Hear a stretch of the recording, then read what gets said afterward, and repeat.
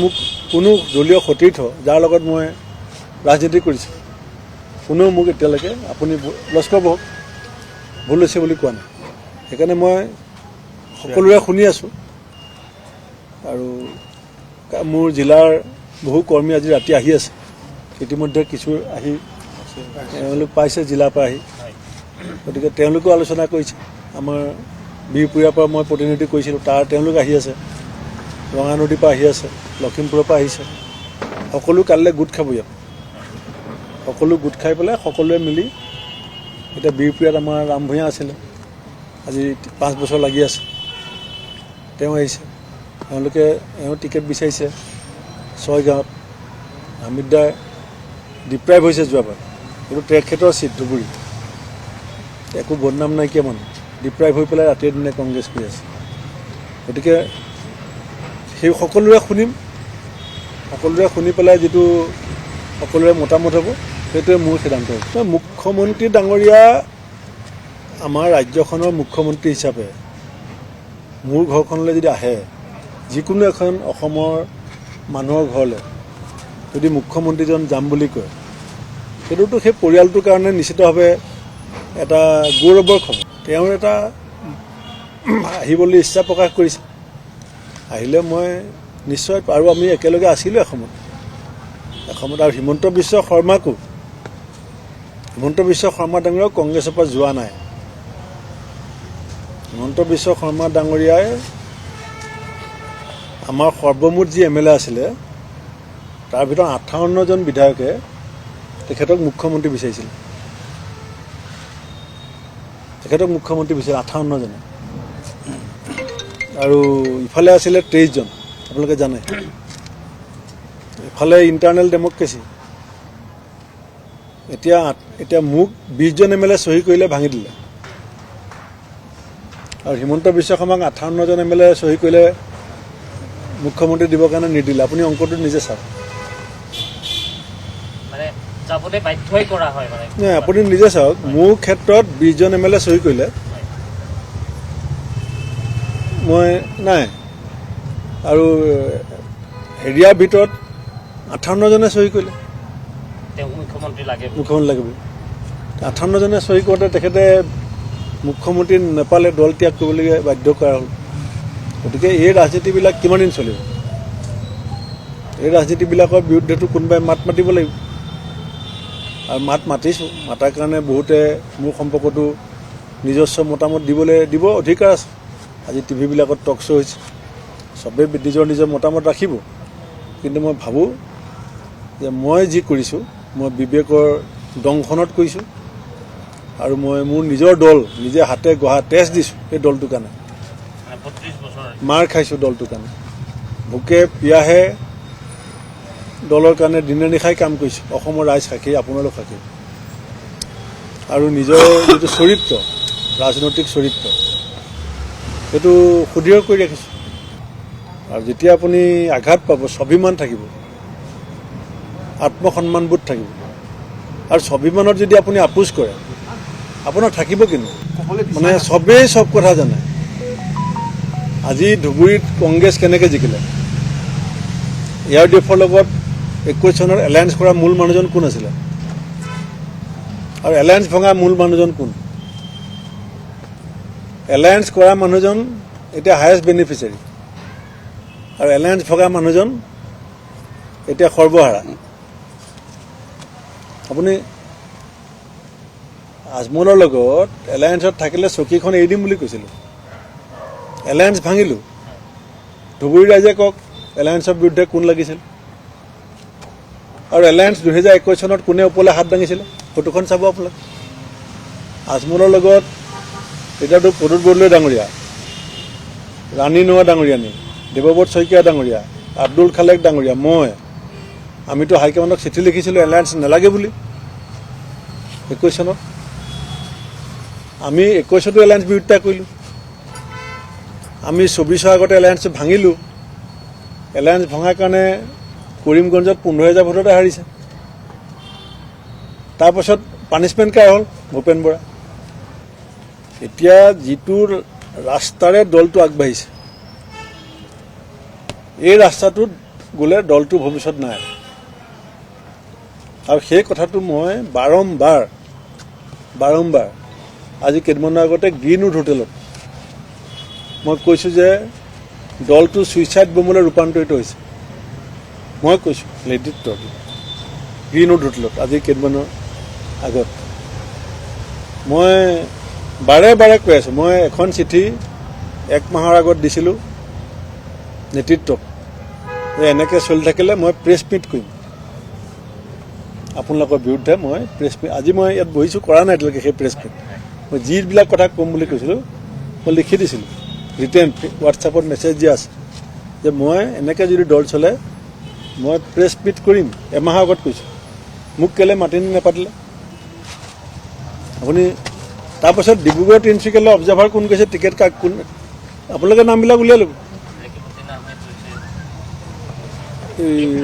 উত্তৰ প্ৰদেশৰ পৰা আহিছে যে ইমৰান মাছুদ আপুনি মই ইমৰান মাছুদ ডাঙৰীয়া যোৱাটো মই তেখেতৰ গাত দুখ নিদিওঁ সেইটো আমাৰ অসমৰ পৰাহে ক'ব লাগিব যে আপুনি ধুবুৰীলৈ যাওক আৰু ৰেকিব বৰপেটালৈ যাওক নহয় সেইটো সুযোগ কোনে দিছে ক'বলৈ মুখ্যমন্ত্ৰীক তেতিয়াহ'লে আপুনি দলটো কৌশল বনোৱা মানুহ কিজন মইতো নাজানো কৌশল কোনে বনাইছে মই থাকোঁতেতো মই ষ্টাৰ কেম্পেইনাৰ লিষ্ট এতিয়াও আছে মাজুলীত কোনে কেম্পেইনিং কৰিব মই যেতিয়া লুৰিণ গগৈ ডাঙৰীয়াৰ দলৰ চিত্ৰ পাটোৱাৰীক আমি মাজুলীত প্ৰাৰ্থী দিছিলোঁ চিত্ৰ বসুমতাৰীক যেতিয়া প্ৰাৰ্থী দিছিলোঁ সেইখন ষ্টাৰ কেম্পেইনাৰ লিষ্ট আপোনালোকৰ হাতত ওলাব চাব মই কাক দিছোঁ কাক দিয়া নাই মই তাক চাইছে মোক পদত্যাগ পত্ৰ উঠাই ল'বলৈ কৈছে কিন্তু মোৰ অভিযোগবিলাকৰ সম্পৰ্কত একো উত্তৰ দিয়া নাই একশ্যন আৰু ৰিয়েকশ্যন এতিয়া ৰিয়েকশ্যনটোতো আমি দিলোঁ এতিয়া একশ্যনটো আমি চাব লাগিব চাওক যিদিনাখন আজমল ডাঙৰীয়াৰ লগত গগৈ ছাৰক হাত মিলাবলৈ ষড়যন্ত্ৰমূলকভাৱে এজন মানুহে বাধ্য কৰিলে সেই দিনটোৰ পৰা আজিলৈকে কংগ্ৰেছৰ উত্থান কেতিয়া হৈছে ভিডিঅ' ফুটেজ আছে নাই তেতিয়া জিতেন্দ্ৰ সিং ডাঙৰীয়া নাছিলে গগৈ ছাৰৰ হাতখন এনেকৈ ধৰি আজমলৰ হাতখনত লগাই টেলিভিশ্যনৰ আগত খোজ কঢ়োৱা মানুহজন কোন আছিলে আপোনালোকে মনত পেলাব আপোনালোকৰ ফুটেজ ওলাই যাব সেইবিলাক ডেট ৰাজ্যসভা নমিনেশ্যনৰ ডেট গুগলত মাৰি দিলে পাই যাব গতিকে কি চলি আছে কথা নুশুনাটো ডাঙৰ কথা নহয় সভাপতি থাকিলে যে সভাপতি একনায়কত্ববাদী নহয় দল সকলোৱে মিলি চলে কিন্তু টিকেট কোনে পালে যোনে পাৰ্টিত জইন কৰা নাই টিকেট পাইছে মই পেপাৰত গম পাওঁ মই সভাপতি তেতিয়া মোৰ অৱস্থাটো চাব প্ৰদেশ কংগ্ৰেছৰ সভাপতিয়ে বিহালীৰ বাই ইলেকশ্যনত টিকেট কোনে পালে সেইটো পিছদিনা পেপাৰ পঢ়িছে ঘৰলৈ আৰু মানুহজনে মোৰ ঘৰৰ পৰা এ ফৰ্ম বি ফৰ্ম নিবলৈ অহা নাই আৰু টিকেটটো লৈ পেলাই জইন কৰিছে পাৰ্টিত নহয় এই এলায়েন্সটো দৰকাৰ অসমৰ মানুহে অনুভৱ কৰে যে বিজেপিক প্ৰতিৰোধ কৰিবলৈ হ'লে কংগ্ৰেছে অকলে নোৱাৰে এটা বিজেপি বিৰোধী ভোট বিভাজন নোহোৱা পৰিস্থিতি তৈয়াৰ কৰিব লাগিব মই কৰিছিলোঁ আজি যে অখিল গগৈ ডাঙৰীয়া লুৰিণ গগৈ ডাঙৰীয়া যে মোৰ প্ৰতি ইমান মৰম আৰু শ্ৰদ্ধা দেখুৱাইছে সেইটো ক'ৰ পৰা আহিলেনো সেইটোতো তেখেতসকলে দেখিছিলে যে মই কি আন্তৰিকতাৰে এই সংগঠনটো গঢ় দিছিলোঁ গঢ়টো সেইটো মই কিয় পদত্যাগ কৰিবলগীয়া হ'ল এনেকুৱা এজন মানুহৰ কাৰণে পদত্যাগ কৰিবলৈ হ'ল যিজন মানুহ কংগ্ৰেছত নাছিলে যিজন মানুহে কংগ্ৰেছৰ 5 টকীয়া মেম্বাৰশ্বিপ লোৱা নাছিলে আৰু আজি চৰকাৰ বনাবলৈ বুলি ক'লে আপুনি পৰিস্থিতিটো চাই লওক গোটেইখিনি খবৰ পায় ৰাহুল গান্ধী ডাঙৰীয়াই তেখেতে অনুভৱো কৰিছে কি হৈ আছে আৰু মোৰ প্ৰতিও তেখেতৰ ব্যক্তিগত মৰম আছে মই নাই বুলি ক'ব নোৱাৰোঁ কিন্তু যিখিনি মানুহে এই কামখিনি সযতনে সজাই পৰাই আগবঢ়াব লাগে সেই মানুহখিনিৰ ক'ৰবাত মানে পৰিকল্পনা বা ইচ্ছাত দুৰ্বলতা আছে মই এনেকৈ ভাবোঁ হ'ব ধন্যবাদ নহয় এই মুহূৰ্তত মই কংগ্ৰেছ দল পদত্যাগ কৰিছোঁ কোনো দলত মই যোগদান কৰা নাই মোক ৰাষ্ট্ৰীয় পৰ্যায়ৰ কেইবাটাও দলৰ নেতাই যোগাযোগ কৰিছে, আপোনালোকে জানে। ৱেষ্ট বেংগলৰ পৰাও কৰিছে, দিল্লীৰ পৰাও ফোন কৰিছে, সহানুভূতি জনাইছে। অসমৰো প্ৰায়কেইটা ৰাজনৈতিক দলে মোক যোগাযোগ কৰিছে। আমাৰ মানুহবিলাক আহি আছে, লখিমপুৰ জিলাৰ শুভাকাংক্ষীসকল আহি আছে, অসমৰো বহুত আজি আহি লগ কৰিছে, মেছেজো আহি আছে, পৰামৰ্শ আহি আছে। গোটেইখিনি কম্পাইল কৰি মই কালিলৈ নিশাৰ ভিতৰত সিদ্ধান্ত ল'ম। মুখ্যমন্ত্ৰী ডাঙৰীয়াক বক্তব্যটো মই চাইছোঁ, যোৱা নোযোৱা কথা তেখেতে মুখেদি নাই পতা, কিন্তু এজন আপোনালোকৰ নিচিনাই জ্যেষ্ঠ সাংবাদিকে মোক এটা মেছেজ দিছে যে আপোনাৰ ঘৰলৈ মুখ্যমন্ত্ৰী ডাঙৰীয়া আহিব বিচাৰে। মই আহক বা নাহকটো কোৱা নাই, কিন্তু তেখেতৰ যিটো ইচ্ছা, আৰু তেখেতৰ ভায়েক আৰু মোৰ পৰিবাৰ ক্লাছ 10। তেখেতে বহুদিন হোটেলবিলাকত একেটা ৰুমত থকা। আমাৰ বিচ্ছেদ হৈছিলে 15 চনত।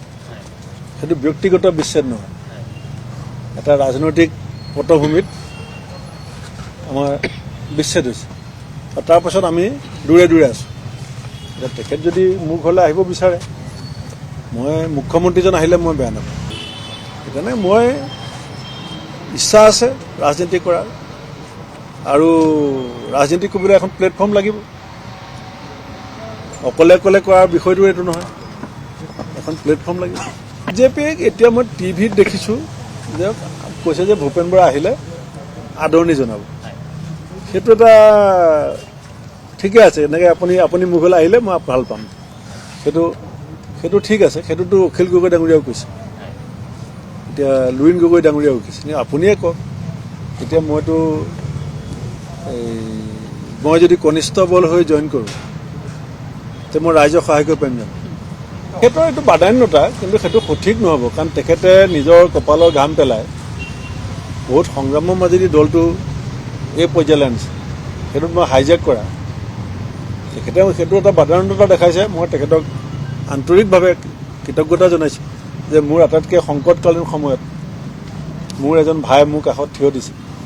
কিন্তু তেখেতে নিজে হাতে গঢ়া এটা দল মই হঠাৎ গৈ পেলাই তাত পেৰাচুট লেণ্ডিং কৰা, এইটোতো মোৰ ফালৰ পৰা উচিত নহ'ব। এটা অসমত 60 বছৰ ৰাজত্ব কৰা দলটো, যিখন আসনত গোপীনাথ বৰদলৈ, বিমলা প্ৰসাদ চলিহা, মহেন্দ্ৰ মোহন চৌধুৰী, তৰুণ গগৈ ডাঙৰীয়া, হিতেশ শইকীয়া ডাঙৰীয়া বহিছিল, তাততো দলে মোক 4 বছৰ বহাইছে। আৰু মই গভৰ্ণমেণ্ট চৰকাৰৰ লগত মোৰ যুঁজ হৈছিলে। যুঁজ কাৰ স্বাৰ্থত হৈছিলে? মোৰ পৰাওতো চৰকাৰৰ বহুত লাভ হৈছে, কাৰণ চৰকাৰখনৰ ভুল শুদ্ধবিলাক মই আঙুলিয়াই আছিলোঁ। চৰকাৰক মই কঠোৰ ভাষাৰে সমালোচনা কৰিছিলোঁ। তাৰমানে মই চৰকাৰক এখন আইনা আছিলোঁ নে নাই?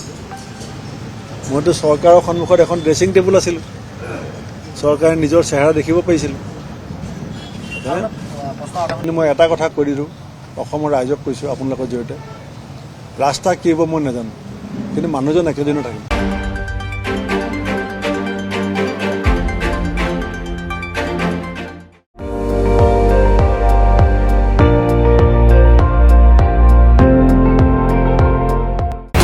আপুনি চাই আছে ND24, সৰ্বশ্ৰেষ্ঠ নহয় সৰ্বোত্তমৰ দৌৰ।